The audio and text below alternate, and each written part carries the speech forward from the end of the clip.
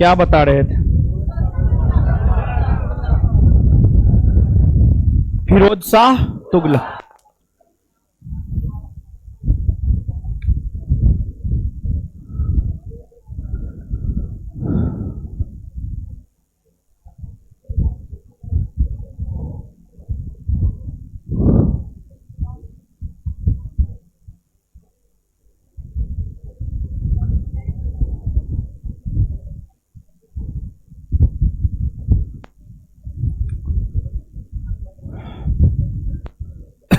फिरोज शाह तुगलक, समझिएगा। फिरोज शाह तुगलक से पहले सुल्तान मोहम्मद बिन तुगलक थे, जो 1325 से 1351 तक रहे थे। और मोहम्मद बिन तुगलक से पहले गयासुद्दीन तुगलक थे, जो 1320 से 1325 तक रहे थे। और तुगलक वंश की स्थापना 1320 में हुई थी। तुगलक वंश की स्थापना 1320 में गयासुद्दीन तुगलक ने किया था। गयासुद्दीन तुगलक के बाद मोहम्मद बिन तुगलक, और मोहम्मद बिन तुगलक के बाद फिरोज शाह तुगलक।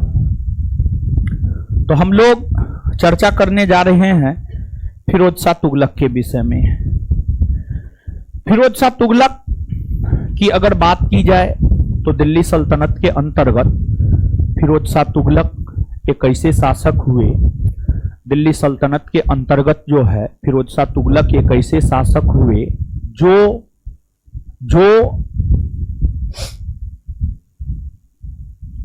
जिसका राज्याभिषेक 2 बार हुआ। इसका पहली बार राज्याभिषेक मार्च 1351 में सिंध के निकट ठट्टा में, और दूसरी बार इनका राज्याभिषेक अगस्त 1351 में दिल्ली में हुआ। ये बात हम आपको बता दिए थे, और साथ ही साथ जो है हम आपको लिखा भी दिए थे। फिरोज शाह तुगलक को सल्तनत युग का प्रथम निरंकुश कल्याणकारी शासक कहा जाता है। फिरोज शाह तुगलक को सल्तनत युग का प्रथम निरंकुश कल्याणकारी शासक कहा जाता है। और इनकी कल्याणकारी योजनाओं की वजह से इन्हें एल्फिस्टन नामक विद्वान ने सल्तनत युग का अकबर कहा है। इन्हें एल्फिस्टन नामक विद्वान ने सल्तनत युग का अकबर कहा है। कहा जाता है कि इनके समय वस्तुएं काफी सस्ती हो गई थी, और यह भी कहा जाता है कि इनके समय लोगों ने कभी अकाल नहीं देखा था। इनके समय लोगों ने कभी अकाल नहीं देखा था। लोगों ने कभी अकाल नहीं देखा था इनके समय, फिरोज शाह तुगलक के समय।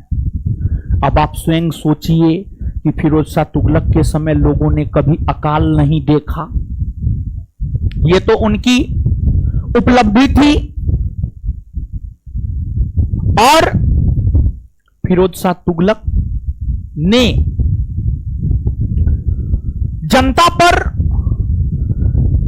जो अनेकों कर लाद दिए गए थे, जनता पर जो अनेकों कर लाद दिए गए थे, उन करों को फिरोज शाह तुगलक ने खत्म कर दिया। कहा जाता है कि फिरोज शाह तुगलक ने 24 कष्टदायक करों को समाप्त कर दिया।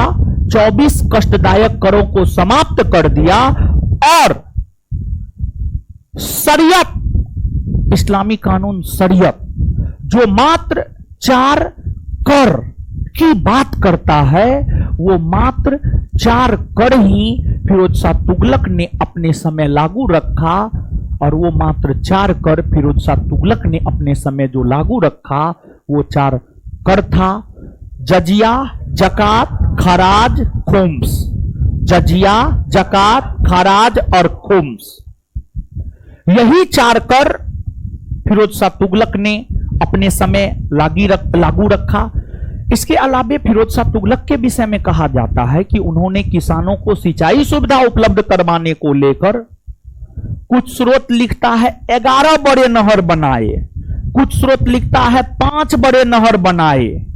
अलग अलग स्रोत अलग अलग चर्चा करता है, लेकिन यह तो फिक्स है कि उन्होंने किसानों को सिंचाई सुविधा उपलब्ध करवाने को लेकर नहरों का निर्माण करवाया, उन्होंने नहरों का जाल बिछवाया, उन्होंने ही रजवाही जैसे नहर, उन्होंने ही उलुखानी जैसे नहर का निर्माण करवाया। और किसानों को जब उन्होंने सिंचाई सुविधा उपलब्ध करवाया तो इस उपलक्ष्य में उन्होंने एक सिंचाई कर भी लागू किया, और इस उपलक्ष्य में उन्होंने जो सिंचाई कर लागू किया उस सिंचाई कर को हके सर्व कहा जाता है। और जो हके सर्व नामक कर हुआ करता था वह किसानों से उसके उत्पादन का 1/10 भाग लिया जाता था। किसानों से उसके उत्पादन का 1/10 भाग लिया जाता था हके सर्व नामक कर के तौर पर। अब यहां पर जो है हमने आपको बताया है कि फिरोज शाह तुगलक 24 कष्टदायक करों को समाप्त कर मात्र 4 कर, 24 कष्टदायक करों को समाप्त कर मात्र 4 कर अपने समय लागू रखा। जजिया, जकात,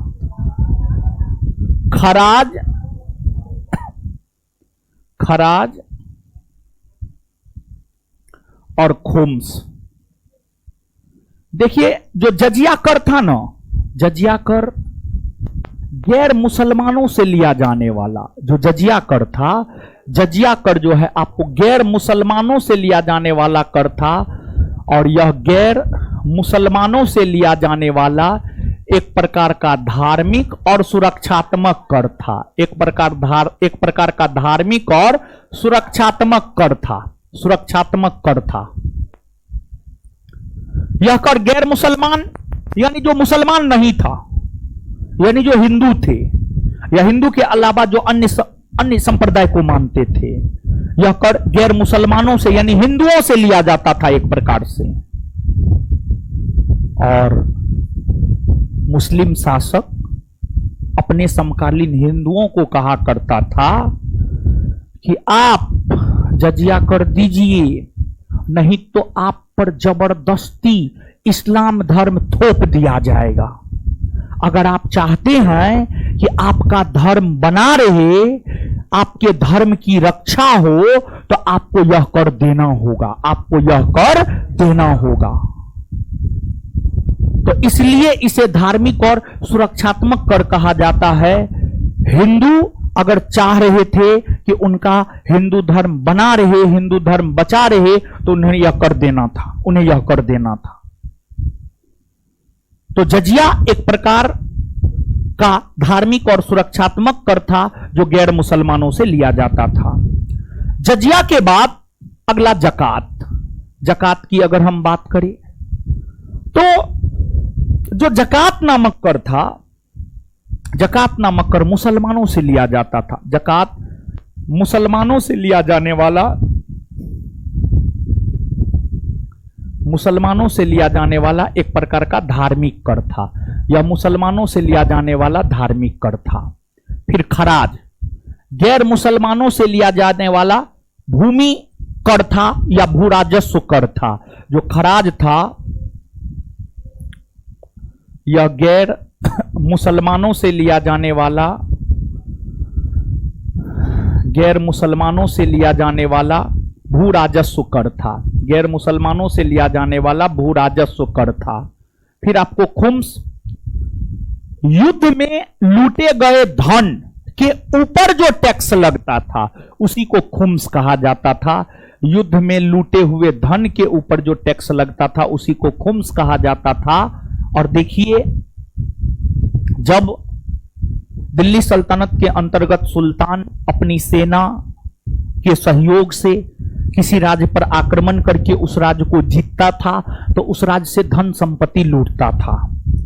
उस राज्य से धन संपत्ति सैनिक ही लूटते थे। सैनिक के द्वारा जो धन संपत्ति लूटा जाता था उसी को खुम्स कहा जाता था।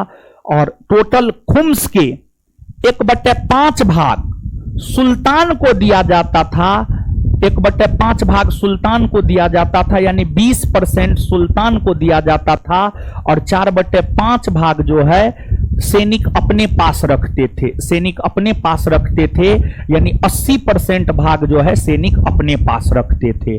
80% भाग जो है आपको सैनिक अपने पास रखते थे, सैनिक अपने पास रखते थे। लेकिन जब सुल्तान अलाउद्दीन खिलजी बना ना, अलाउद्दीन खिलजी कहा हम 20% लेने वाले ना, हम 80% लेंगे, 80% हम लेंगे, अब 20% सैनिक को देंगे। यानी सामान्य तौर पर खुम्स में होता था, लूटे गए धन का 1/5 भाग सुल्तान को दे दिया जाता था, 4/5 भाग सैनिक अपने पास रखता था। लेकिन अलाउद्दीन खिलजी ने इसको पलट दिया। अलाउद्दीन खिलजी ने कहा हम 4/5 भाग लेंगे, 20%, 1/5 भाग मात्र सैनिक को देंगे। तो अलाउद्दीन खिलजी खुम्स में अधिक हिस्सा लिया, लेकिन एक सुल्तान सिकंदर लोदी हुए। लोदी वंश जब हम आपको पढ़ाएंगे तो वहां पर सिकंदर लोदी के विषय में पढ़ाएंगे। सिकंदर लोदी एक ऐसे सुल्तान हुए जिन्होंने खुम्स में कोई हिस्सा नहीं लिया। सिकंदर लोदी एक ऐसे सुल्तान हुए जिन्होंने खुम्स में कोई हिस्सा नहीं लिया, कोई हिस्सा नहीं लिया खुम्स में। और यही चारों कर मूल तौर पर एफएसटी के समय यानी फिरोज शाह तुगलक के समय, एफएसटी के समय यानी फिरोज शाह तुगलक के समय जो है यही चार कर मूल तौर पर जो है आपको लागू थे। और फिरोज शाह तुगलक के विषय में कहा जाता है कि ये पूरे दिल्ली सल्तनत के सुल्तानों में एकमात्र ऐसा सुल्तान हुआ जिन्होंने ब्राह्मणों से जजिया कर लिया। इन्होंने ब्राह्मणों के ऊपर भी जजिया कर लागू किया था। देखिए, भारत में जजिया कर मोहम्मद बिन कासिम ने पहली बार लागू किया था, और मोहम्मद बिन कासिम ब्राह्मणों पर जजिया कर नहीं लागू किया था। पूरे भारतीय इतिहास में एकमात्र सुल्तान आपको एफएसटी मिलेंगे, फिरोज शाह तुगलक मिलेंगे, जिन्होंने ब्राह्मणों के ऊपर भी जजिया कर लागू किया। न इनसे पहले किसी सुल्तान ने ब्राह्मणों के ऊपर जजिया कर लागू किया, न इनके बाद किसी सुल्तान ने ब्राह्मणों के ऊपर जजिया कर लागू किया, बल्कि पूरे दिल्ली सल्तनत के अंतर्गत देखा जाए तो पूरे दिल्ली सल्तनत के अंतर्गत एकमात्र सुल्तान आपको फिरोज शाह तुगलक हुए जिन्होंने ब्राह्मणों से जजिया कर लिया। इसके अलावे हमने आपको अभी तुरंत बताया है इनकी जो कल्याणकारी योजनाएं थी, इनकी कल्याणकारी योजनाओं की वजह से ही इन्हें सल्तनत युग का अकबर कहा जाता है। इन्होंने, फिरोज शाह तुगलक ने बेरोजगारों को रोजगार देने का काम किया। फिरोज शाह तुगलक ने फिरोज शाह तुगलक ने बेरोजगारों को रोजगार देने के लिए दफ्तर रोजगार का निर्माण किया। फिरोज शाह तुगलक ने अपने समकालीन जनता को स्वास्थ्य संबंधी सुविधा उपलब्ध करवाने के लिए अस्पताल बनाया, जिसे दार उल सफा कहा गया, जिसे दार उल सफा कहा गया। और कहा जाता है कि सल्तनत युगीन प्रथम सुल्तान फिरोज शाह तुगलक ही हुए जिन्होंने अस्पताल का निर्माण करवाया। जैसे मौर्यकालीन शासकों की हम बात करें तो मौर्यकालीन शासकों में अशोक प्रथम शासक हुए जिन्होंने अस्पताल का निर्माण करवाया। उसी प्रकार से सल्तनत युगीन सुल्तानों में फिरोज शाह तुगलक प्रथम सुल्तान हुए जिन्होंने अस्पताल का निर्माण करवाया, और फिरोज शाह तुगलक द्वारा स्थापित अस्पताल को दार उल सफा कहा जाता था, दार उल सफा कहा जाता था। और फिरोज शाह तुगलक के विषय में कहा जाता है कि इन्होंने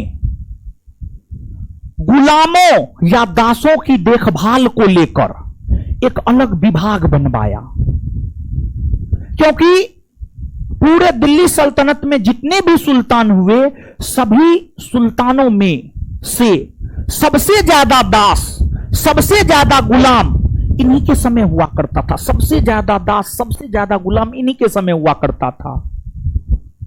और इसलिए दासों की देखभाल को लेकर इन्होंने एक नया विभाग बनवाया जिसे दीवान ए बंदगान कहा गया। दीवान ए बंदगान कहा गया। फिर कहा जाता है कि फिरोज शाह तुगलक असहाय लोगों को मदद करने के लिए दीवान ए खैरात नामक दान विभाग का निर्माण किया था। दीवान ए खैरात नामक दान विभाग का निर्माण किया था। और कहा जाता है कि विधवा महिलाओं को मदद फिरोज शाह तुगलक किया करते थे।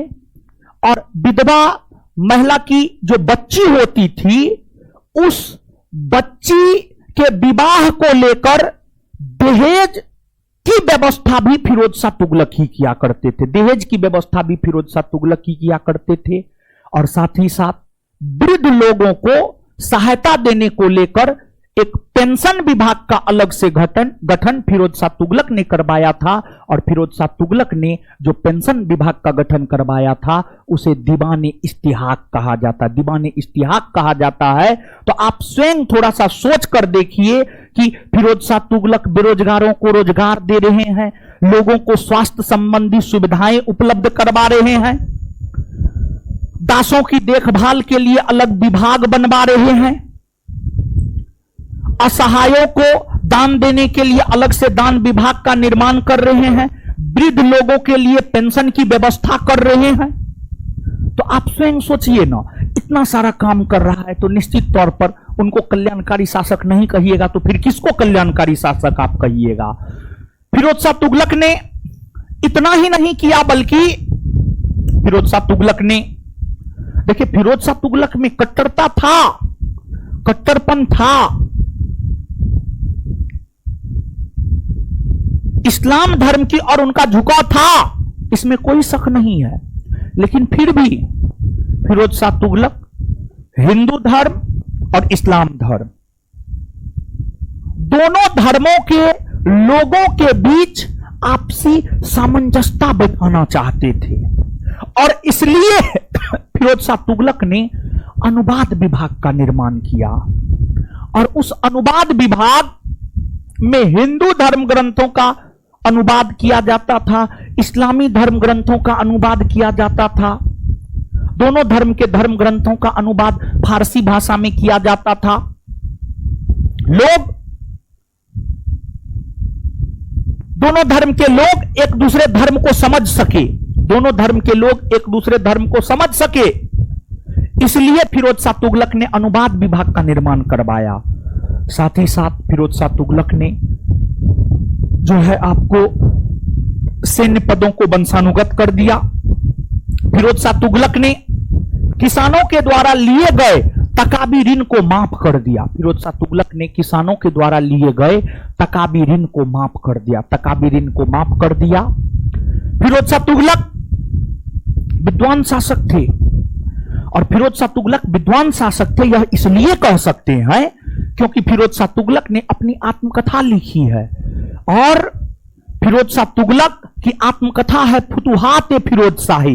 फिरोज शाह तुगलक ने सल्तनत युग की भाषा, सल्तनत युग की मूल राजभाषा हुआ करती थी फारसी। फिरोज शाह तुगलक ने फारसी भाषा में अपनी आत्मकथा फुतुहात फिरोज शाही लिखा, फुतुहात फिरोज शाही लिखा। और उन्हीं के दरबार में शम्स ए सिराज अफीफ नामक विद्वान रहता था। उन्हीं के दरबार में जियाउद्दीन बर्नी नामक विद्वान रहता था। इन विद्वानों को फिरोज शाह तुगलक ने संरक्षण प्रदान करने का काम किया था। इन विद्वानों को फिरोज शाह तुगलक संरक्षण प्रदान करने का काम किए थे। मतलब ये सभी के सभी विद्वान अगर देखा जाए तो ये सभी के सभी विद्वान जो है आपको फिरोज शाह तुगलक के दरबार में ही रहा करते थे, फिरोज शाह तुगलक के दरबार में रहा करते थे। और फिर अंततः शासन प्रशासन करते हुए एक ही चीज तो सत्य है, मृत्यु सत्य है। आप राजा हैं, आप राष्ट्रपति हैं, आप प्रधानमंत्री हैं, आप अमेरिका के राष्ट्रपति हैं, लेकिन मृत्यु जो है सत्य है। एक ना एक दिन आपको जाना ही होगा। आप हो, हम हो, मोदी जी हो, जो बाइडेन हो या शी जिनपिंग हो, जितना तानाशाही करना है कर लीजिए। एक ना एक दिन तो भगवान के घर जाना ही जाना है। और जब वहां जाइएगा तो सब हिसाब आपका होगा। क्या आप पृथ्वी लोक में क्या अच्छा काम किए, क्या गलत काम किए। इसलिए अच्छा कर्म कीजिए, समझिएगा, अच्छा कर्म कीजिए। देखिए कोई चोरी करता है, मान लिया जाए कोई मेरा कैमरा चोरी कर लिया, कोई दिक्कत नहीं है, कोई दिक्कत नहीं है, कोई दिक्कत नहीं है। आप मेरा कैमरा चोरी कर लीजिए, आप मेरा सब धन संपत्ति लूट लीजिए, आप सब चीज कर लीजिए, आप यहां से बच सकते हैं, लेकिन ऊपर वाले से बच सकते हैं। ऊपर जाइएगा तो सब हिसाब होगा। इसलिए कर्म आपका अच्छा होना चाहिए। लिखिए अब, लिखिए, मारेंगे हम। लिखिए, लिखिए। अच्छा, पॉइंटे वाइज लिखा देते, पॉइंट वाइज लिखा देते हैं, क्योंकि हर पॉइंट अपने आप में महत्वपूर्ण है। पैराग्राफ में नहीं लिखाएंगे, पॉइंट वाइज लिखाएंगे। तो पॉइंट वाइज चीजों को एक एक करके लिखिए तो सब लोग।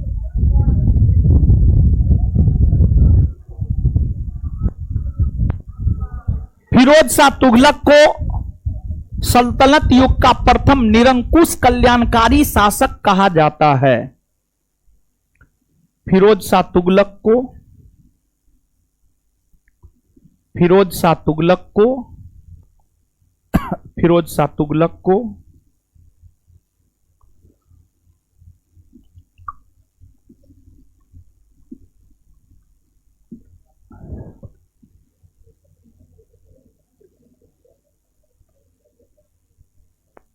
फिरोज शाह तुगलक को सल्तनत युग का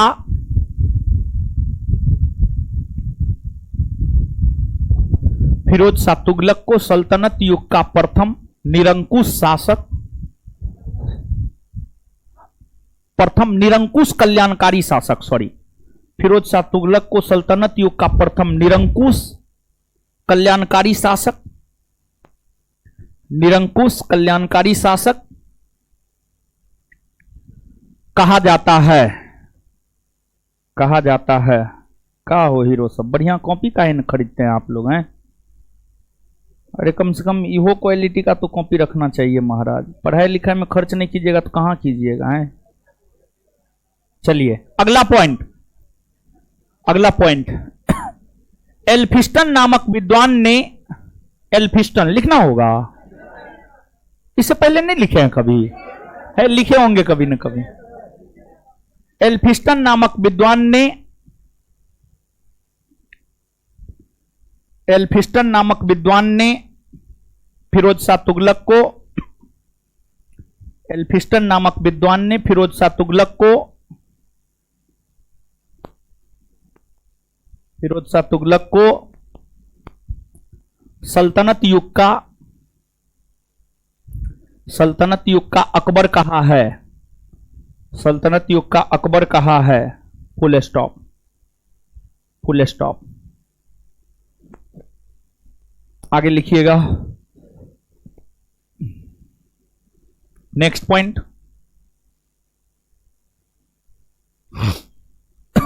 कुछ विद्वानों का, नेक्स्ट पॉइंट, कुछ विद्वानों का कहना है कि, कुछ विद्वानों का कहना है कि, कुछ विद्वानों का कहना है कि, कुछ विद्वानों का कहना है कि, कहना है कि फिरोज शाह तुगलक, क्या हो कहीं से लिख रहे हैं क्या? नया विद्यार्थी हैं तो उल्टा लिखते हैं। क्या नाम है? हैं? क्या पापा का क्या नाम है? तो ये उल्टा पुल्टा काहे लिखते हैं आप? और रूम पे फेयर भी करते हैं, और फेयर करने का टाइम मिल जाता है। अच्छा ऐसा बात है ना। कुछ विद्वानों का कहना है कि फिरोज शाह तुगलक के समय, फिरोज शाह तुगलक के समय, फिरोज शाह तुगलक के समय वस्तुएं काफी बोर्डे पे जाते हैं। कुछ विद्वानों का कहना है कि ऑनलाइन भी विद्यार्थी है, उसको लगा मास्टरवा कहां भाग गया। ऊपर में भी है।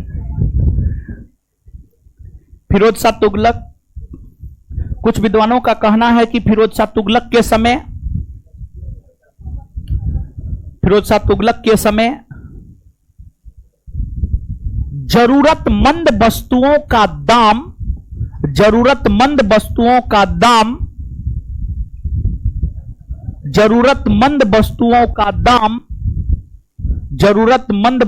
का दाम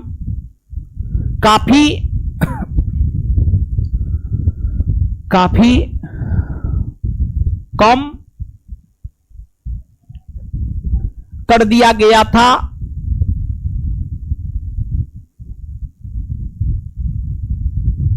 फुल स्टॉप। इनके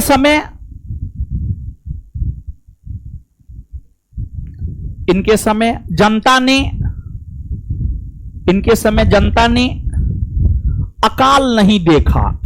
इनके समय जनता ने अकाल नहीं देखा। इनके समय जनता ने अकाल नहीं देखा। इनके समय जनता ने अकाल नहीं देखा। इनके समय जनता ने अकाल नहीं देखा। Full stop. Next point. Firoz Shah Tughlaq ने, पानी होने लगा क्या? पानी होने लगा। वर्षा क्या तारीख है? 7 सितंबर। हाँ, वर्षा का मौसम है। अब भले हो रहा, होने दीजिए, ठीक है। हाँ वही तो। और आज जन्माष्टमी भी है। हाँ हाँ ठीक है, लिखिएगा। हाँ होना चाहिए, वर्षा जरूरी है, ठीक है। Firoz Shah Tughlaq, next point. फिरोज शाह तुगलक ने 24 कष्टदायक करों को समाप्त कर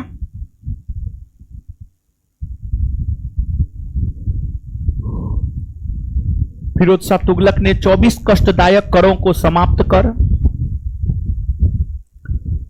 मात्र 4 कर फिरोज शाह तुगलक ने 24 कष्टदायक करों को समाप्त कर मात्र 4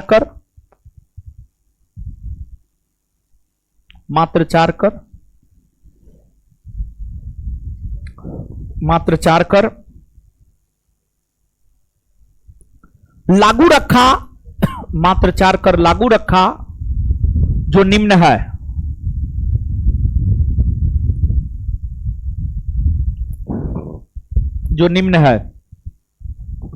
एक नंबर में जजिया,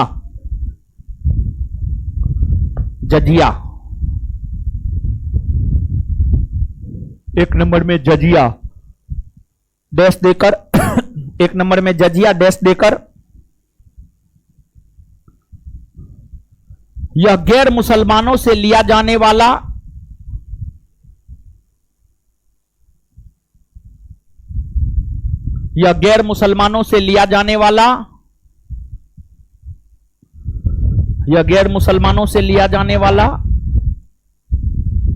एक धार्मिक और सुरक्षात्मक कर था।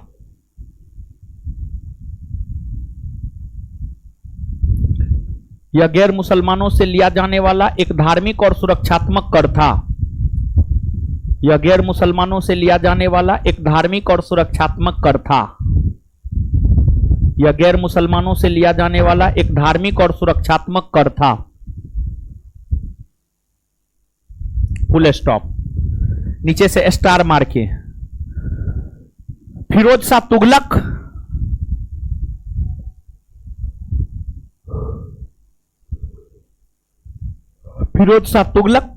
पूरे दिल्ली सल्तनत में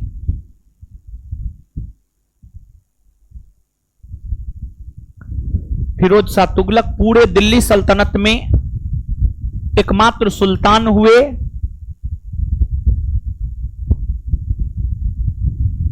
फिरोज शाह तुगलक पूरे दिल्ली सल्तनत में एकमात्र सुल्तान हुए जिन्होंने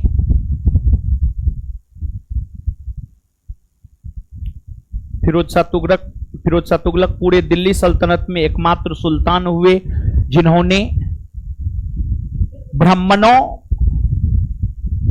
पर जजिया कर लागू किया, जिन्होंने ब्राह्मणों पर जजिया कर लागू किया।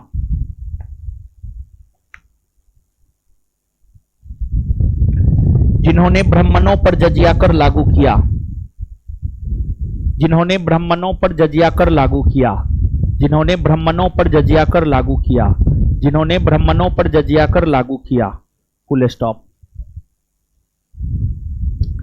अब 2 नंबर में हेडिंग मारिए जकात, जकात, जकात, जकात, जकात, जकात, डैश देकर, डैश देकर, डैश देकर लिखिएगा। यह मुसलमानों से लिया जाने वाला,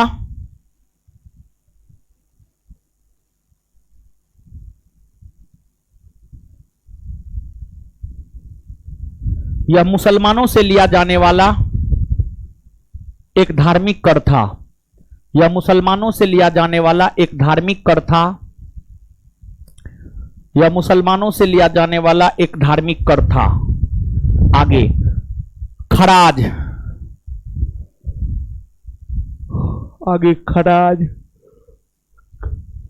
खराज, खराज, आगे खराज लिखिएगा।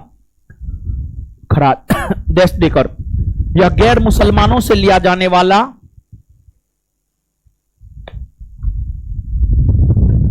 यह गैर मुसलमानों से लिया जाने वाला एक भूराजस्व कर था।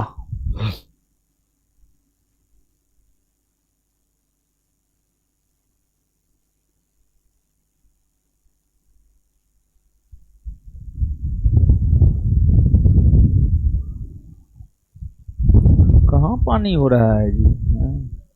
नहीं हो रहा, बंद हो गया। होना चाहिए, पूरा जम के होना चाहिए। आगे रात में होगा। आप लोग तो एकदम मगरजानी है। रात में होगा। आगे खुम्स, आगे है खुम्स, खुम्स डैश देकर, खुम्स। अब इस बैच में डेली रामायण लेके आएंगे, महाभारत, आधा घंटा रामायण का प्रवचन होगा। खुम्स, युद्ध में लूटे हुए। जानते हैं आज के डेट में नैतिकता का पाठ पढ़ाया जाना चाहिए, क्योंकि बहुत ज्यादा नैतिकता, मानवता खत्म होते जा रहा है धीरे धीरे, समझ गए। खुम्स, युद्ध में लूटे गए धन पर लगने वाले कर, डैश देकर, खुम्स डैश देकर, युद्ध में लूटे गए धन पर लगने वाले कर।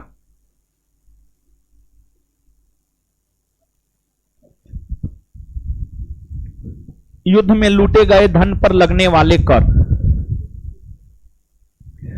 युद्ध में लूटे गए धन पर लगने वाले कर। नीचे से स्टार मार के लिखिएगा।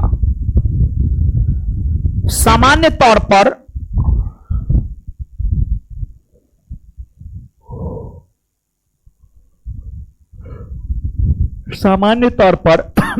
खुम्स में,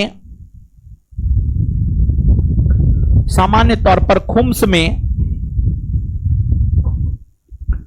सुल्तान का हिस्सा 1/5 भाग, सामान्य तौर पर खुम्स में सुल्तान का हिस्सा 1/5 भाग और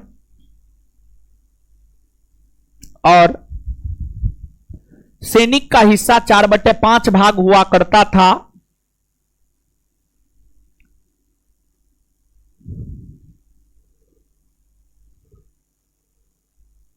और सैनिक का हिस्सा 4/5 भाग हुआ करता था, लेकिन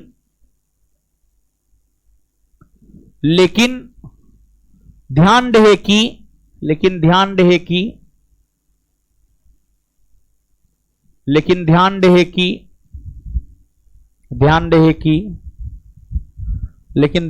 कि अलाउद्दीन खिलजी ने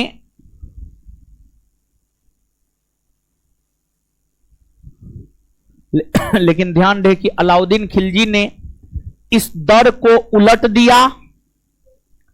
लेकिन ध्यान रहे कि अलाउद्दीन खिलजी ने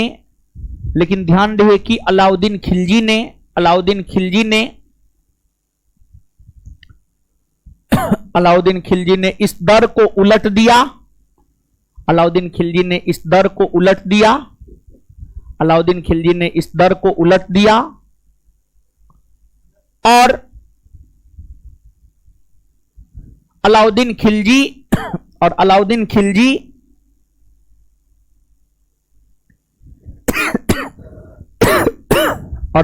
खिलजी खुम्स का 4/5 भाग स्वयं लिया।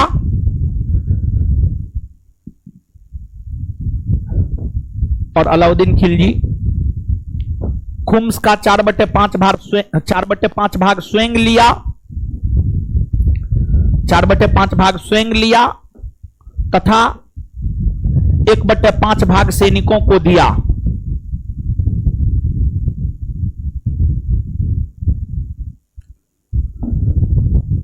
1/5 भाग सैनिकों को दिया। नेक्स्ट पॉइंट, नोट देकर के लिखिएगा, NOTE नोट देकर लिखिएगा। नोट देकर लिखिएगा। नोट में पहला पॉइंट बनाइए। नोट में यहां पे 2 पॉइंट लिखाएंगे। एक पॉइंट ये लिखिएगा कि सिकंदर लोदी ने खुम्स में कोई हिस्सा नहीं लिया। तो नोट में पहला पॉइंट 1 नंबर में, नोट में पहला पॉइंट 1 नंबर में, सिकंदर लोदी ने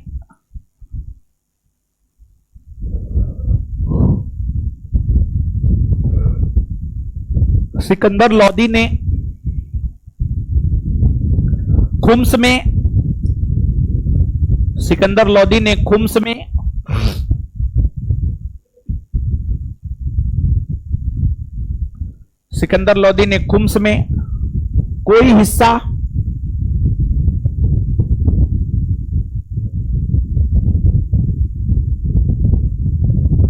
नहीं लिया।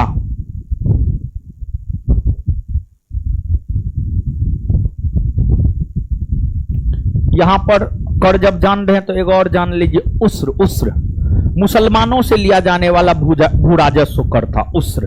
ठीक है, तो नोट में दूसरा पॉइंट लिखिएगा,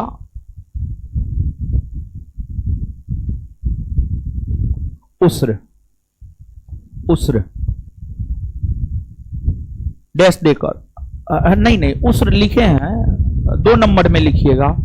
उस्र मुसलमानों से लिया जाने वाला भू राजस्व कर था। उस्र मुसलमानों से लिया जाने वाला भू राजस्व कर था। नोट में उस्र मुसलमानों से लिया जाने वाला भू राजस्व कर था। मुसलमानों से लिया जाने वाला भू राजस्व कर था।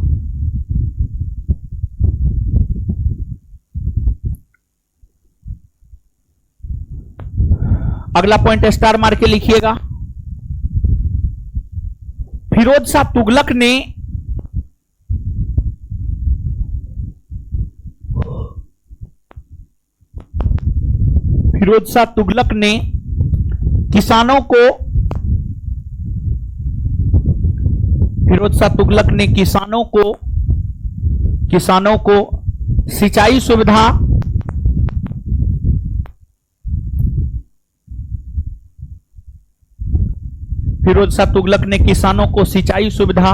किसानों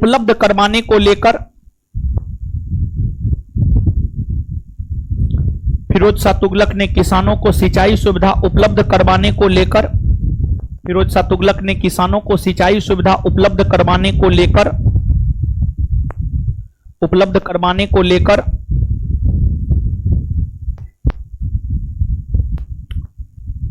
संभवतः 5 बड़े नहरों का निर्माण करवाया।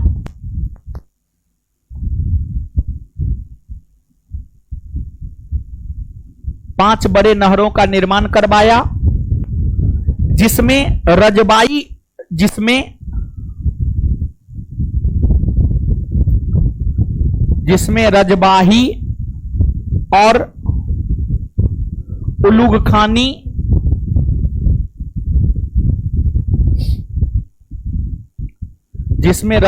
और उलुगखानी जिसमें रजवाही और उलूग खानी, जिसमें रजवाही और उलूग खानी,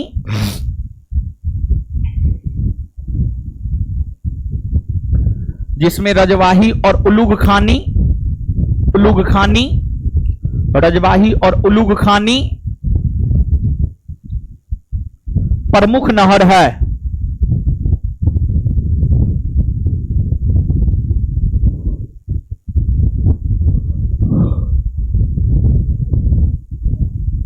फुल स्टॉप।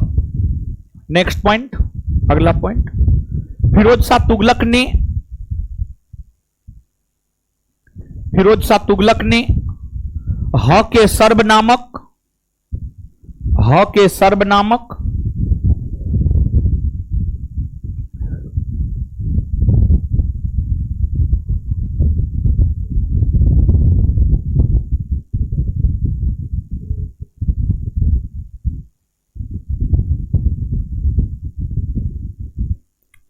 फिरोज शाह तुगलक ने ह के सर्ब नामक सिंचाई कर, फिरोज शाह तुगलक ने ह के सर्ब नामक सिंचाई कर,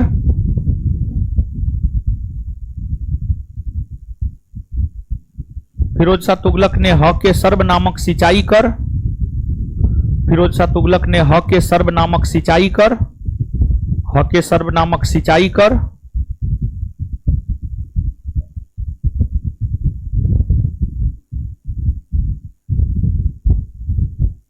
लागू किया।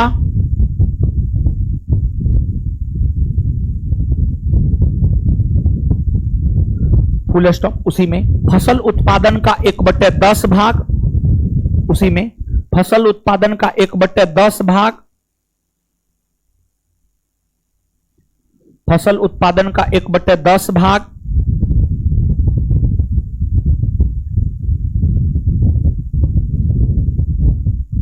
फसल उत्पादन का 1/10 भाग इस कर के अंतर्गत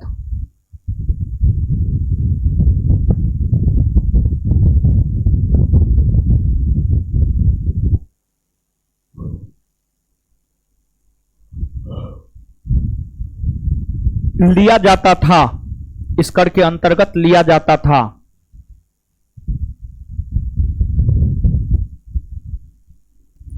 लिया जाता था। Full stop. चलिए आगे लिखिएगा।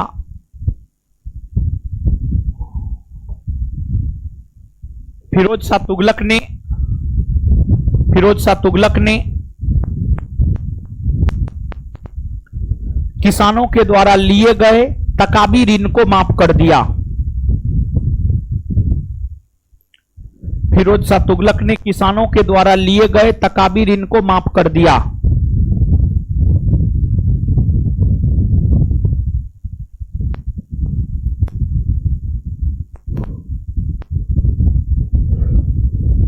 फिरोज शाह तुगलक ने किसानों के द्वारा लिए गए तकाबी ऋण को माफ कर दिया। तकाबी ऋण, तकाबी, हे भगवान,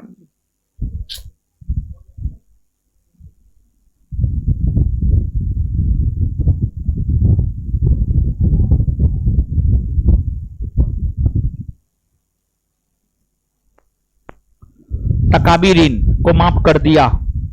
अगला पॉइंट, फिरोज शाह तुगलक ने बेरोजगारों को रोजगार देने को लेकर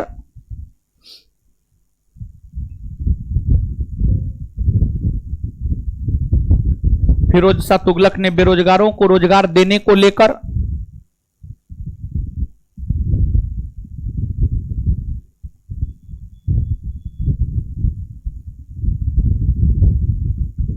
फिरोज शाह तुगलक ने बेरोजगारों को रोजगार देने को लेकर फिरोज शाह तुगलक ने बेरोजगारों को रोजगार देने को लेकर दफ्तर ए रोजगार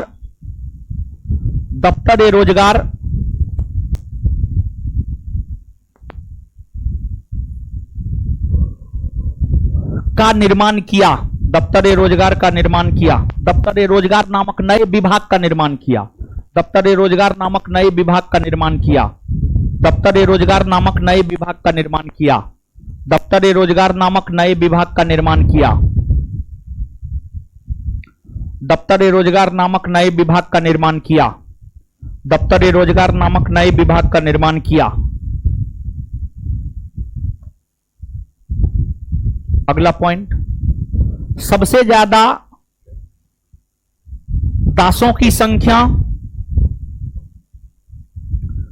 सबसे ज्यादा दासों की संख्या, सबसे ज्यादा दासों की संख्या फिरोज शाह तुगलक,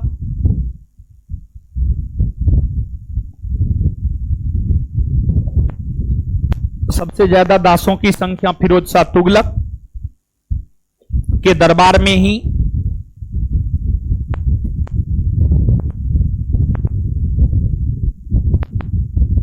हुआ करता था।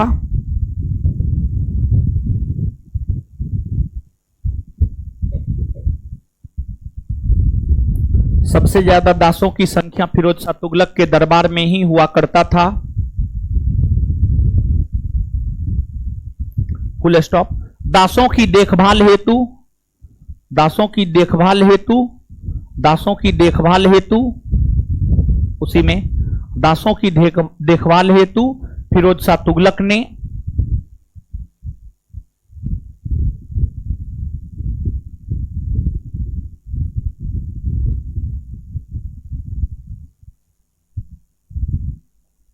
दासों की देखभाल हेतु फिरोज शाह तुगलक ने दीवाने बंदगान नामक, दासों की देखभाल हेतु फिरोज शाह तुगलक ने दीवाने बंदगान नामक दास विभाग का गठन किया। बोर्ड पे लिखा हुआ है, दीवाने बंदगान नामक दास विभाग का गठन किया। दीवाने बंदगान नामक दास विभाग का गठन किया। दीवाने बंदगान नामक दास विभाग का गठन किया। दीवाने बंदगान नामक दास विभाग का गठन किया। दीवाने बंदगान नामक दास विभाग का गठन किया। दीवाने बंदगान नामक दास विभाग का गठन किया। दीवाने बंदगान नामक दास विभाग का गठन किया। Full stop. दीवाने बंदगान नामक दास विभाग का गठन किया। Full stop. Full stop. आगे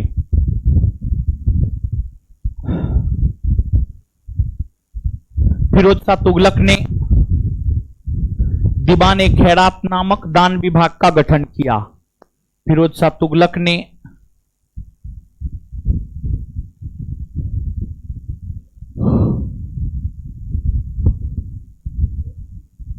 फिरोज शाह तुगलक ने दीवाने खैरात नामक दान विभाग का गठन किया। अरे कम से कम बोर्डों पर तो देख करके सही से लिखिए। बताइए, सब गलती लिखा है। दीवान ऐसे लिखा जाता, दीवान हम कैसे लिखे हैं बताइए। अजीब हाल है। दीवाने फिरोज शाह चले फिरोज शाह तुगलक ने दीवाने खैरात नामक दान विभाग का गठन किया। दीवाने खैरात नामक दान विभाग का गठन किया। दीवाने खैरात नामक दान विभाग का गठन किया। अगला, फिरोज शाह तुगलक ने दीवान ए इस्तिहाक नामक,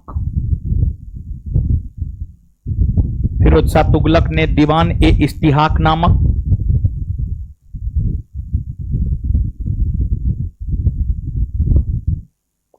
फिरोज शाह तुगलक ने दीवान ए इस्तिहाक नामक, दीवान ए इस्तिहाक नामक पेंशन विभाग का निर्माण किया।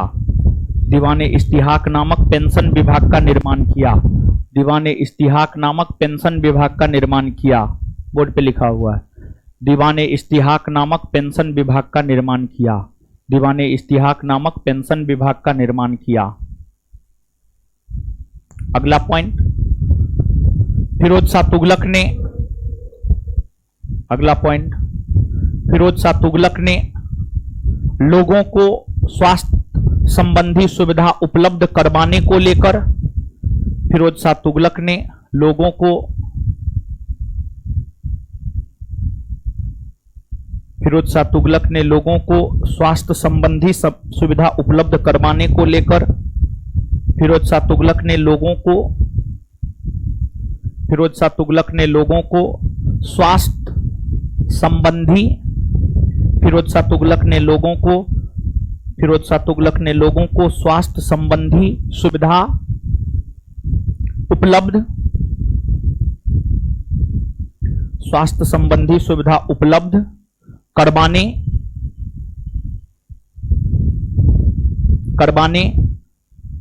को लेकर अस्पताल का निर्माण करवाया, करवाने को लेकर अस्पताल का निर्माण करवाया, करवाने को लेकर अस्पताल का निर्माण करवाया, अस्पताल का निर्माण करवाया,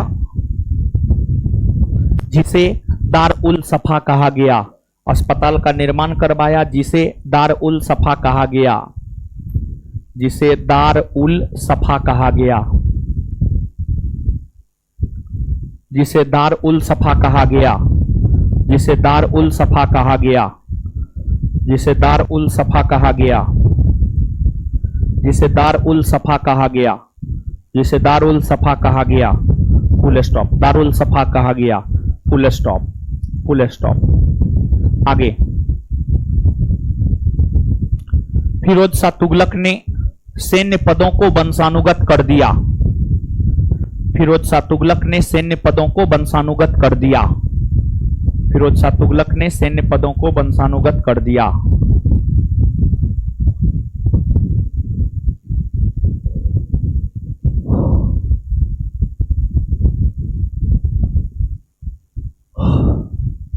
आगे, अगला पॉइंट, फिरोज शाह तुगलक ने अपनी आत्मकथा फुतुहात फिरोज शाही नाम से लिखा है, फिरोज शाह तुगलक ने अपनी आत्मकथा फारसी भाषा में, फिरोज शाह तुगलक ने अपनी आत्मकथा फारसी भाषा में, फिरोज शाह तुगलक ने अपनी आत्मकथा फारसी भाषा में, फिरोज शाह तुगलक ने अपनी आत्मकथा फारसी भाषा में फुतुहात फिरोज शाही नाम से लिखा है, फिरोज शाह तुगलक ने अपनी आत्मकथा फारसी भाषा में फुतुहात फिरोज शाही नाम से लिखा है, फुतुहात फिरोज शाही नाम से लिखा है।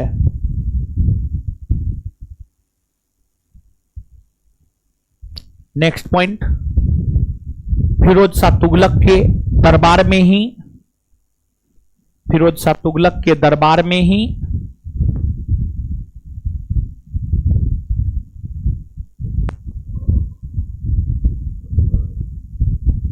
जियाउद्दीन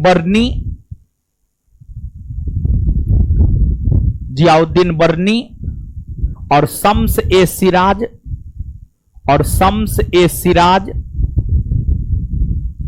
अफीफ और शम्स ए सिराज अफीफ और शम्स ए सिराज अफीफ और शम्स ए सिराज अफीफ जैसे विद्वान, शम्स ए सिराज अफीफ जैसे विद्वान रहा करते थे। फिरोज शाह तुगलक के दरबार में जियाउद्दीन बर्नी और शम्स ए सिराज अफीफ जैसे विद्वान रहा करते थे, जैसे विद्वान रहा करते थे। आगे,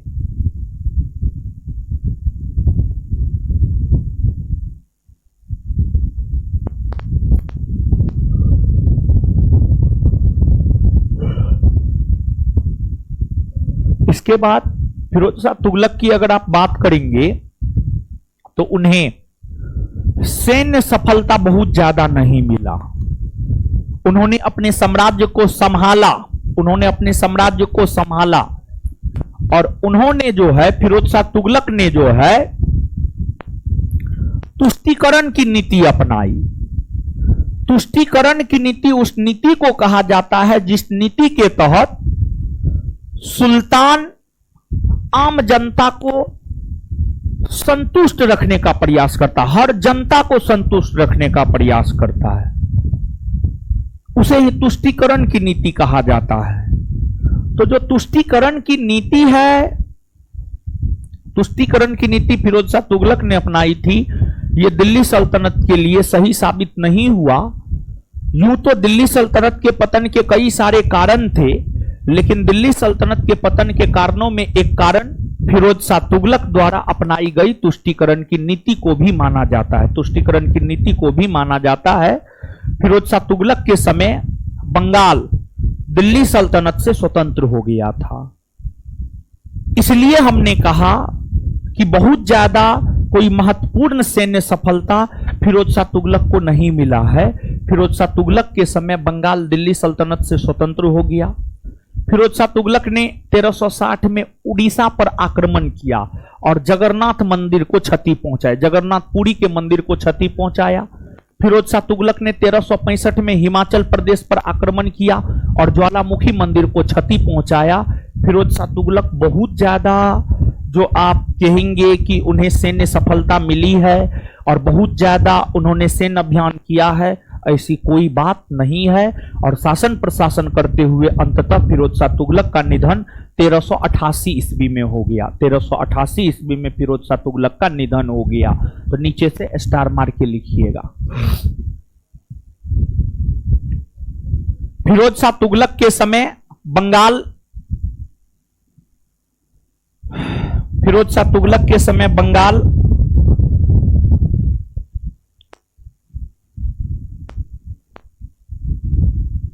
फिरोज शाह तुगलक के समय बंगाल फिरोज शाह तुगलक के समय बंगाल बंगाल फिरोज शाह तुगलक के समय बंगाल फिरोज शाह तुगलक के समय बंगाल बंगाल बंगाल बंगाल दिल्ली सल्तनत से स्वतंत्र हो गया था। बंगाल दिल्ली सल्तनत से स्वतंत्र हो गया था। फिरोज शाह तुगलक के समय बंगाल दिल्ली सल्तनत से स्वतंत्र हो गया था। Next point,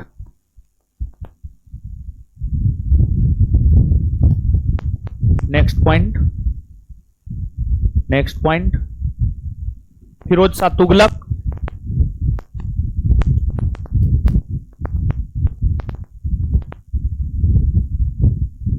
next point, Firoz Shah Tughlaq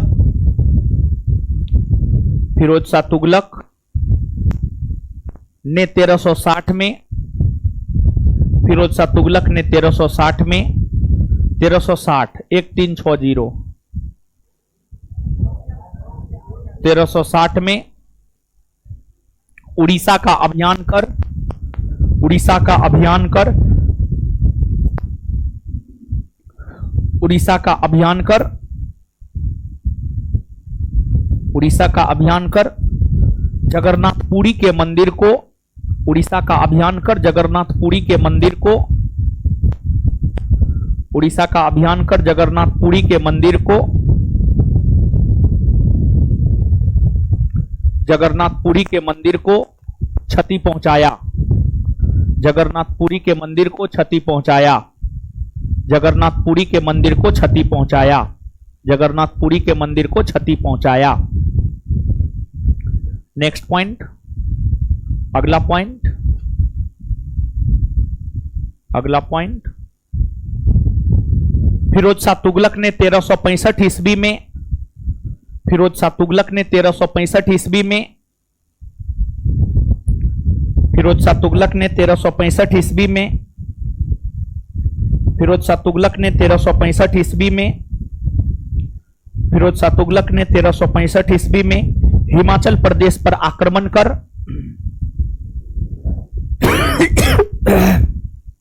Firoz Shah Tughlaq ने 1365 ईस्वी में हिमाचल प्रदेश पर आक्रमण कर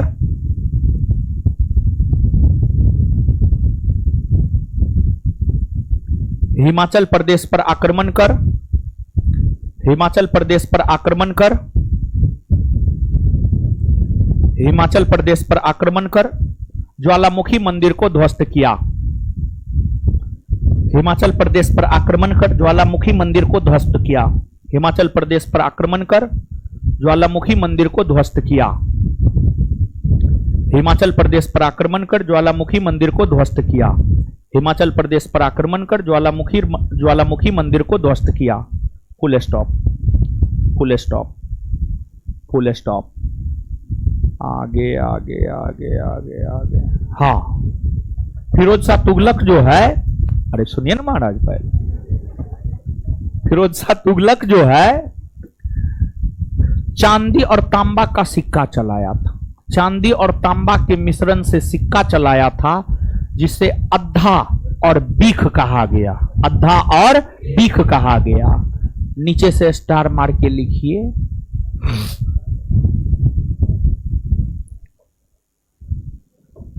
फिरोज शाह तुगलक ने चांदी और तांबा के मिश्रण से फिरोज शाह तुगलक ने चांदी और तांबा के मिश्रण से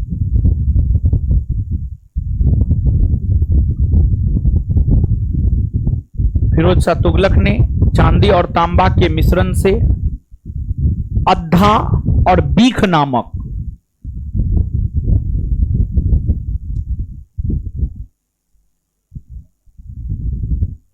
अद्धा और बीख नामक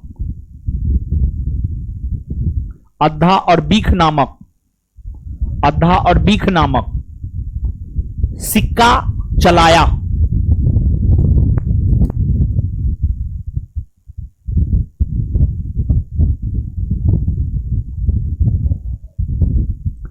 अद्धा और बीख नामक सिक्का चलाया। अद्धा और बीख नामक सिक्का चलाया। Full stop. अनुवाद विभाग वाला नहीं लिखा है, लगता नहीं लिखा है। लिखिएगा।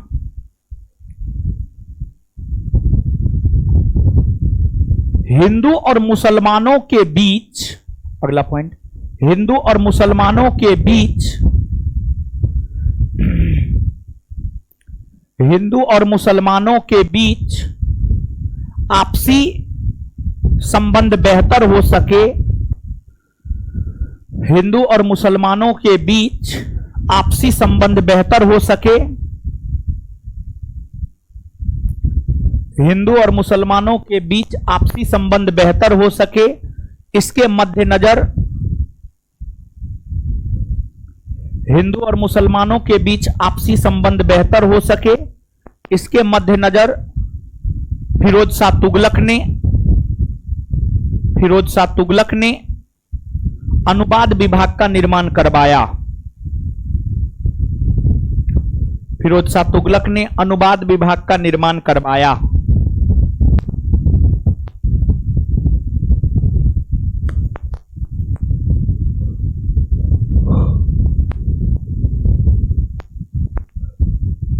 आगे लिखिए।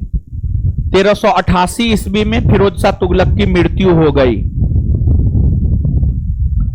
आगे लिखिए। 1388 ईस्वी में फिरोज शाह तुगलक की मृत्यु हो गई। 1388 ईस्वी में फिरोज शाह तुगलक की मृत्यु हो गई। 1388 ईस्वी में फिरोज शाह तुगलक की मृत्यु हो गई। 1388 ईस्वी में फिरोज शाह तुगलक की मृत्यु हो गई। Full stop. और जानते हैं, जब फिरोज शाह तुगलक की मृत्यु हुई तो उसके बाद जो है तुगलक वंश में 1388 से लेकर 1394 तक कई शासक हुए। गयासुद्दीन तुगलक शाह द्वितीय हो गया, अबू बकर हो गया, मोहम्मद शाह हो गया, हुमायूं खां हो गया। ये सभी नाम मात्र के सुल्तान हुए। इन सभी का कोई ऐतिहासिक महत्व नहीं है। वही तुगलक वंश के जो अंतिम शासक है, तुगलक वंश के अंतिम शासक के रूप में विवरण मिलता है नासिरुद्दीन मोहम्मद शाह।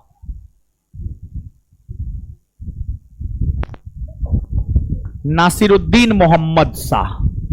नासिरुद्दीन मोहम्मद शाह का विवरण मिलता है। नासिरुद्दीन मोहम्मद शाह का विवरण मिलता है। नासिरुद्दीन मोहम्मद शाह का कार्यकाल 1394 से 1412 है। 1412 है। जब तुगलक वंश के सुल्तान नासिरुद्दीन मोहम्मद शाह हुआ करता था,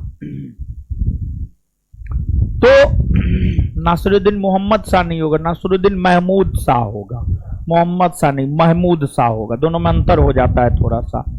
नासिरुद्दीन महमूद शाह, सॉरी, नासिरुद्दीन महमूद शाह। जब तुगलक वंश के सुल्तान या तुगलक वंश के अंतिम सुल्तान नासिरुद्दीन महमूद शाह हुआ करते थे, इसी के समय तैमूर लंग तेमुरलंग या तैमूर ने 1398 ईस्वी में दिल्ली पर आक्रमण किया। जब 1398 ईस्वी में तैमूर ने इनके समय दिल्ली पर आक्रमण किया तो ये तैमूर के डर से ही दिल्ली छोड़कर भाग गया। तैमूर के डर से दिल्ली छोड़कर भाग गया। अब शासके भाग गया तो तैमूर जो है मन भर के दिल्ली को लूटा, समझ गए। और इनके मन में तैमूर का इतना ज्यादा डर बैठ गया था कि तैमूर जब दिल्ली को लूटकर चल भी गया था तब पर भी दिल्ली नहीं आ रहा था। और जब तैमूर का 1405 ईस्वी में निधन हो गया, पता चला कि तैमूर का ओम नमः स्वाहा हो गया है, तब जाकर के जो है ये फिर से 1405 में दिल्ली पहुंचा और फिर से गद्दी पर बैठा। अपने वजीर के मदद से फिर से गद्दी पर बैठा, लेकिन ये भी नाम मात्र का ही सुल्तान बन के रहा। कोई महत्व इनका भी नहीं रहा, इनका भी जो है कोई महत्व नहीं रहा। और 1412 में निधन हो गया, तुगलक वंश का पतन हो गया। और फिर तुगलक वंश के बाद शासन करने का काम किया सैयद वंश ने। सैयद वंश ने, तो आगे हम लोग चर्चा करेंगे सैयद वंश के विषय में, लेकिन नीचे से लिखिएगा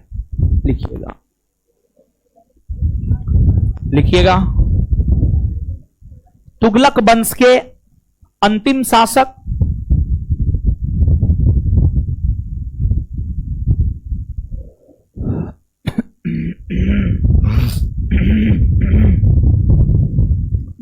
तुगलक वंश के अंतिम शासक तुगलक वंश के अंतिम शासक नासरुद्दीन महमूद शाह हुए।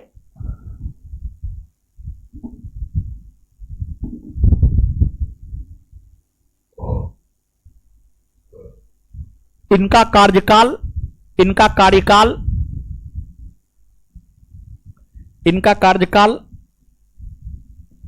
1394 ईस्वी से 1412 ईस्वी तक रहा है। इनका कार्यकाल 1394 ईस्वी से लेकर 1412 ईस्वी तक रहा है। इनका कार्यकाल 1394 ईस्वी से लेकर 1412 ईस्वी तक रहा है। इन्हीं के समय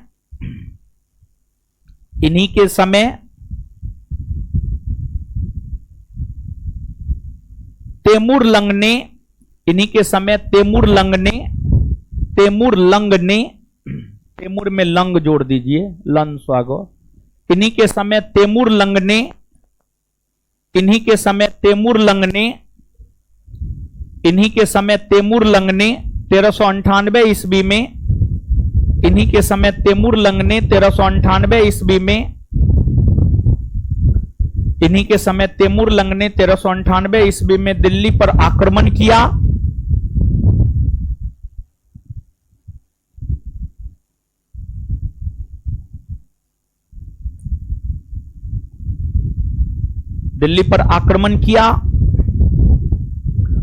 तो नासरुद्दीन महमूद शाह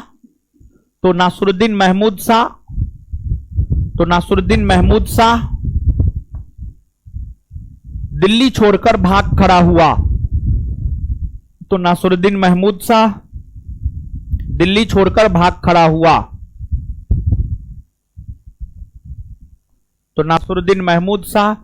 दिल्ली छोड़कर भाग खड़ा हुआ।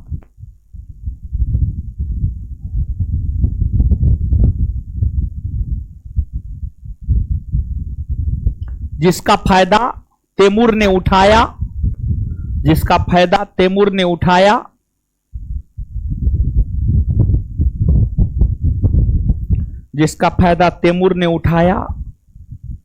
और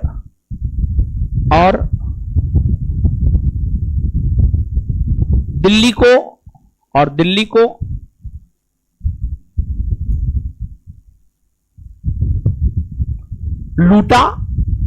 लूटा।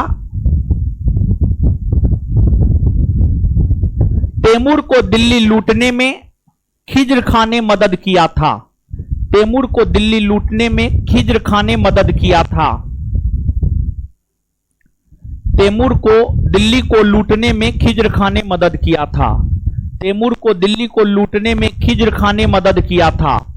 तैमूर को दिल्ली को लूटने में खिज्र खान ने मदद किया था। तैमूर को दिल्ली को लूटने में खिज्र खान ने मदद किया था। इसी कारण इसी कारण इसी कारण इसी कारण इसी कारण जब तैमूर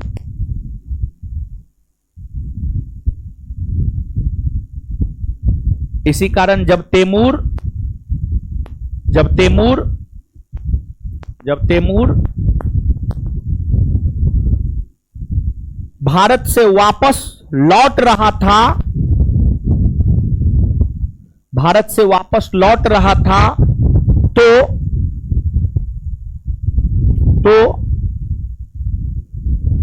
मुल्तान, लाहौर और दीपालपुर का क्षेत्र, मुल्तान, लाहौर और दीपालपुर का क्षेत्र, मुल्तान, लाहौर और दीपालपुर का क्षेत्र, मुल्तान, लाहौर और दीपालपुर का क्षेत्र, दीपालपुर का क्षेत्र खिज्र खां को प्रदान किया, खिज्र खां को प्रदान किया।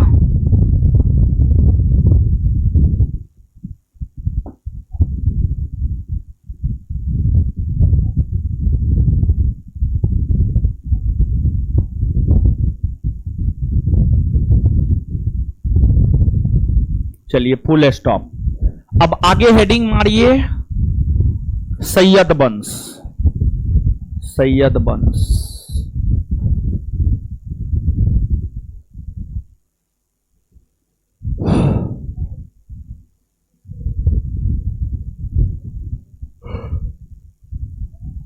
चौदह सौ चौदह से 1451 ईस्वी सैयद वंश।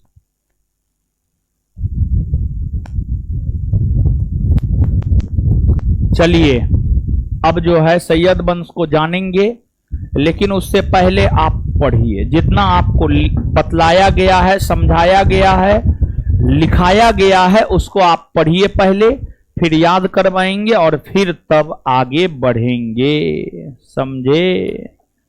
तो इसलिए जो है अब आप क्या कीजिए, पढ़िए।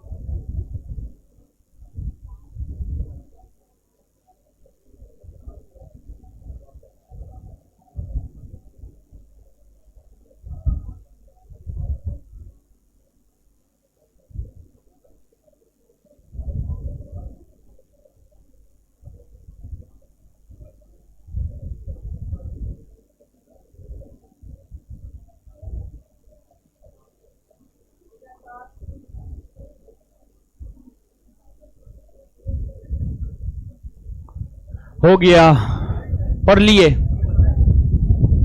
जो पढ़ने वाला होगा वो पढ़िए रहा होगा, जो नहीं पढ़ने वाला उसका हो गया होगा।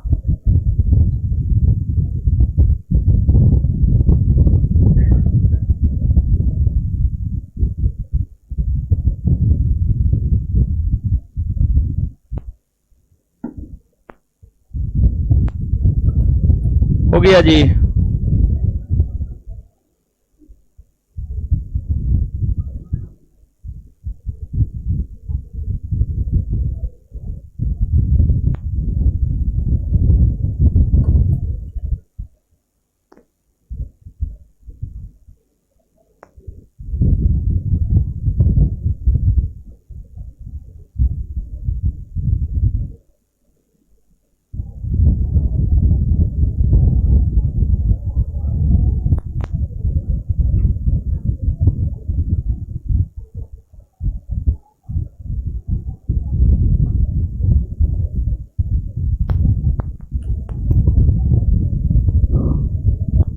हो गया, अरे दीजिए तो।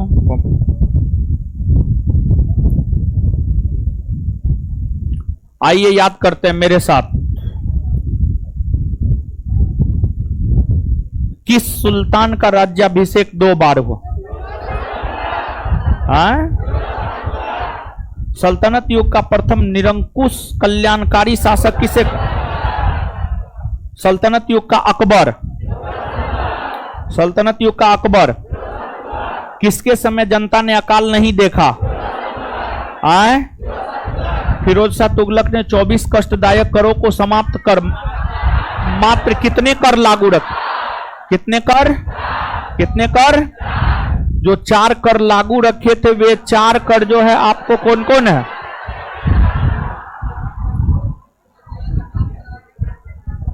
कौन कौन है? जजिया, जकात, खराज और जजिया कैसा कर था? जजिया कैसा कर था? जकात कैसा कर था? जकात कैसा कर था? खराज कैसा कर था? खराज कैसा कर था? खुम्स कैसा कर था? किस सुल्तान ने खुम्स का 4/5 भाग स्वयं लिया? अलाउद्दीन। किस सुल्तान ने खुम्स का 4/5 भाग स्वयं लिया? किस सुल्तान ने खुम्स का कोई भाग नहीं लिया? किसने नहीं लिया? मुसलमानों से लिया जाने वाला भूराजस्व कर कौन था? कौन था? दिल्ली सल्तनत का एकमात्र सुल्तान कौन हुए जिन्होंने ब्राह्मणों से जजिया कर लिया है? दिल्ली सल्तनत के एकमात्र सुल्तान कौन हुए जिन्होंने ब्राह्मणों से जजिया कर लिया? फिरोज शाह। रजबाही और उलुग खानी नहर का निर्माण किसने करवाया? रजबाही और उलुग खानी नहर का निर्माण किसने करवाया? हाके सर्ब कैसा कर था? हाके सर्ब कैसा कर था? उत्पादन का कितना? उत्पादन का कितना? हाके सर्ब कर किसने लागू किया? किसने लागू किया? किसानों के तकाबी ऋण को किसने माफ कर दिया? फिरोज शाह। बेरोजगारों को रोजगार देने के लिए फिरोज शाह तुगलक ने किस विभाग का निर्माण किया? बेरोजगारों को रोजगार देने के लिए फिरोज शाह तुगलक ने किस विभाग का निर्माण? दीवाने बंदगान, दीवाने खैरात, दीवाने इश्तिहाक नामक विभाग का निर्माण किसने किया? किसने किया? सबसे ज्यादा दास किसके दरबार में रहता था? सबसे ज्यादा दास किसके दरबार में? फिरोज शाह। सबसे ज्यादा दास किसके दरबार में रहता? फिरोज शाह। दीवाने बंदगान किससे संबंधित विभाग? दास। किससे संबंधित? दास। दीवाने बंदगान किससे संबंधित? दीवाने बंदगान किससे संबंधित? दीवाने खैरात दान विभाग से संबंधित है। दीवाने खैरात, दीवाने खैरात, दीवाने इश्तिहाक पेंशन विभाग, दीवाने इश्तिहाक पेंशन विभाग, दीवाने इश्तिहाक, दीवाने इश्तिहाक, दीवाने खैरात दान, दीवाने खैरात और दीवाने बंदगान दास, दीवाने बंदगान दास, दीवाने बंदगान, दीवाने बंदगान, दीवाने खैरात, दीवाने खैरात, दीवाने इश्तिहाक। फिरोज शाह तुगलक ने जो अस्पताल बनाया उसे क्या कहा गया? क्या कहा गया? फिरोज शाह तुगलक ने जो अस्पताल बनाया उसे क्या कहा गया? फिरोज शाह तुगलक ने अपनी आत्मकथा लिखी है, उनके आत्मकथा का क्या नाम? फुतुहाते फुतुहाते। तो फिरोज शाह तुगलक ने अपनी आत्मकथा लिखी है, उनके आत्मकथा का क्या नाम है? जियाउद्दीन बर्नी शम्स ए सिराज अफीफ किसके दरबार में रहता था? किसके दरबार में रहता था? आए किसके समय बंगाल दिल्ली सल्तनत से स्वतंत्र हो गया? ये बात लिखे हैं। किसके समय बंगाल दिल्ली सल्तनत से स्वतंत्र हो गया? आए अद्धा और बीक नामक सिक्का किसने चलाया? अद्धा और बीक नामक सिक्का किसने चलाया? फिरोज शाह तुगलक का निधन कब हुआ? निधन कब हुआ? तुगलक वंश के अंतिम सुल्तान, सॉरी तुगलक वंश, तुगलक वंश के अंतिम सुल्तान, सॉरी तुगलक वंश के अंतिम सुल्तान, तुगलक वंश के अंतिम सुल्तान, तुगलक वंश के अंतिम सुल्तान। और तैमूर ने भारत पर आक्रमण कब किया? तैमूर ने भारत पर आक्रमण कब किया? तैमूर जब भारत पर आक्रमण किया था तो भारत में तुगलक वंश का शासन था और शासक नासिरुद्दीन महमूद शाह हुआ करता था। और जब तैमूर भारत पर आक्रमण किया था तो भारत में कौन वंश का शासन था? तुगलक वंश। कौन वंश? कौन वंश? तो तैमूर जब भारत पर आक्रमण किया था तो भारत में कौन वंश का शासन था? और शासक कौन हुआ करते थे? कौन हुआ करते थे? नासिरुद्दीन महमूद शाह। चलिए याद हुआ? चलिए इससे आगे मिलेंगे अगले क्लास। हमको निकलने दीजिए तब निकलिएगा, ठीक है? रुक जाइए नहीं तो मुंह तोड़ देंगे हम।